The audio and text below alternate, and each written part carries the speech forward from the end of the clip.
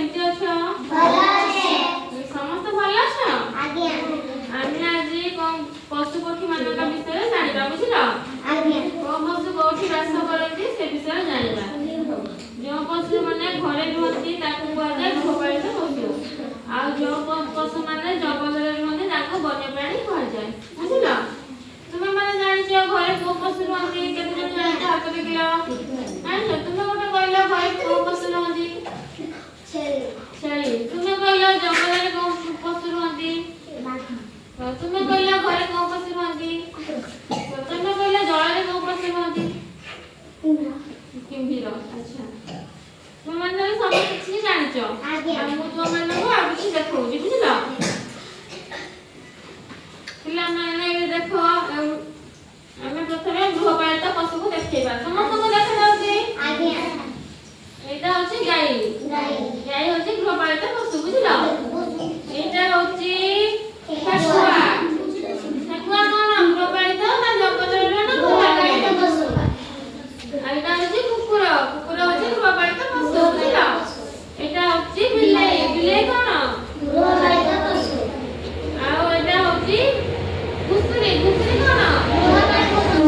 ଆଉ ଏଇଟା ହଉଛି ଛେଳି। ଛେଳି କଣ? ଗୃହପାଳିତ ପଶୁ। ଆଚ୍ଛା ପିଲାମାନେ ଏବେ କହିଲ ବାଘ। ବାଘ କଣ? ବନ୍ୟ ପଶୁ ନା ଗୃହପାଳିତ ପଶୁ? ଗୃହପାଳିତ ପଶୁ। ଆଉ ଏଇଟା କଣ? ମାଙ୍କଡ଼। ଇଏ ହଉଛି କଣ? ବନ୍ୟ ପଶୁ। ଇଏ କଣ? ହରିଣ। ହରିଣ ଗୃହପାଳିତ ପଶୁ ନା ବନ୍ୟ ପଶୁ? ବନ୍ୟ ପଶୁ। ଏଇଟା ହଉଛି ହାତୀ। ହାତୀ ଗୃହପାଳିତ ପଶୁ ନା ବନ୍ୟ ପଶୁ? ବନ୍ୟ ପଶୁ।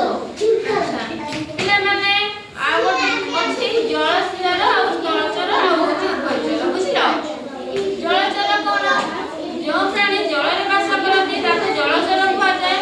ଯେଉଁ ପ୍ରାଣୀ ସ୍ଥଳରେ ବାସ କରନ୍ତି ତାକୁ ସ୍ଥଳଚର କୁହାଯାଏ। ଆଉ ଉଭୟଚର ପ୍ରାଣୀ କଣ? ଯେଉଁମାନେ ଜଳରେ ବି ରୁହନ୍ତି ଆଉ ସ୍ଥଳରେ ବି ରୁହନ୍ତି, ବୁଝିଲ? ତାକୁ କୁହାଯାଏ ଉଭୟଚର ପ୍ରାଣୀ। ଜଳରେ କୋଉଠି ରୁହନ୍ତି ଜାଣିଛ? ଜାଣିନ? କେହି ଜାଣିନ? ଜଳରେ ମାଛ ରୁହନ୍ତି। ଆଉ କଣ ରୁହନ୍ତି? ଆଉ ଜଣେ ଜଣେ କହ। ଆଉ କଣ ରୁହେ? ଆଉ କଣ ରୁହେ? ଜଳରେ ମାଛ ରୁହେ। ଆଉ ତମେ କହିଲ ଆଉ ଜଳରେ କଣ ରୁହେ? କୁମ୍ଭୀର ରୁହେ। ଆଉ ତମେ କହିଲ ଆଉ କଣ ରୁହେ? କଙ୍କଡ଼ା। ଆଚ୍ଛା, ଆଉ ସ୍ଥଳଚର ପ୍ରାଣୀ ଅଛି କୁହ। ତମେ ସ୍ଥଳଚର ପ୍ରାଣୀ କୁହ। ସ୍ଥଳଚର ପ୍ରାଣୀ କଣ? କୁହ। ବାଘ, ବିଲୁଆ, ଗାଈ, ଛେଳି ଏମାନେ ହଉଛନ୍ତି ସ୍ଥଳଚର। ଆଉ ଉଭୟଚର କଣ? ଯେଉଁମାନେ ଜଳରେ ବି ବାସ କରନ୍ତି ସ୍ଥଳରେ ବି ବାସ କରନ୍ତି ସେମାନଙ୍କୁ ଉଭୟଚର ପ୍ରାଣୀ କୁହାଯାଏ। ଜଳରେ ଆଉ ସ୍ଥଳରେ କୋଉମାନେ ଉଭୟ ବାସ କରନ୍ତି କହିଲ? ନାଇଁ, ବାଘ କଣ ଜଳରେ ବାସ କରେ? ନାଇଁ, ମାଛ କଣ ସ୍ଥଳରେ ରହିପାରିବ ଜଳ ବିନା?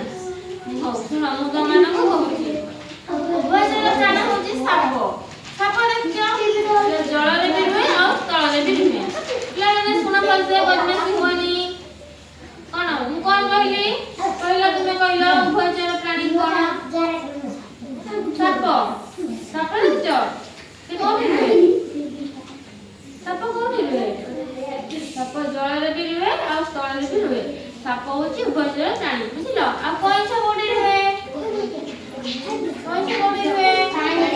ଆଉ କୋଉଠି ରୁହେ?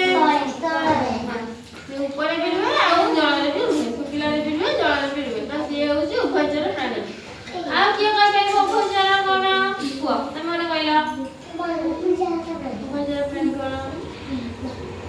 ବେଙ୍ଗ।